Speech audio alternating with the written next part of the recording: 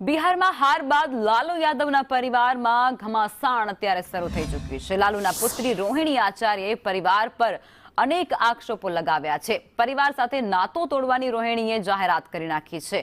રોહિણીએ રાજનીતિ છોડવાની પણ મોટી જાહેરાત કરી છે, જેમાં તેઓનો આક્ષેપ કંઈક એવો છે કે મારો કોઈ જ પરિવાર નથી।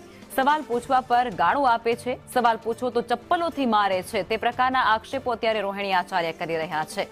તેજસ્વી યાદવ પર તેમના દ્વારા આક્ષેપ મૂકવામાં આવી રહ્યા છે કે પરિવારમાંથી તેઓએ તેમને કાઢી મૂક્યા છે।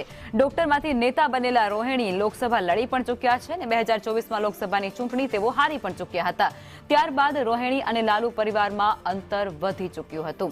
તેમણે ચૂંટણી પહેલા જ તેજસ્વીને એક્સ પર અનફોલો પણ કર્યા હતા। રોહિણીએ પિતા લાલુ યાદવને પોતાની કિડની પણ ડોનેટ કરી હતી, જેમાં 2022માં લાલુ યાદવને પોતાની કિડની પણ રોહિણીએ ડોનેટ કરી હતી, પરંતુ 2024ની અંદર ચૂંટણી હાર્યા પછી તેમના પરિવારમાં વધારે તિરાડો પડતી રહી। अब ये जाकर के आप संजय, रमीज, तेजस्वी यादव से पूछिए, मेरा कोई परिवार नहीं है।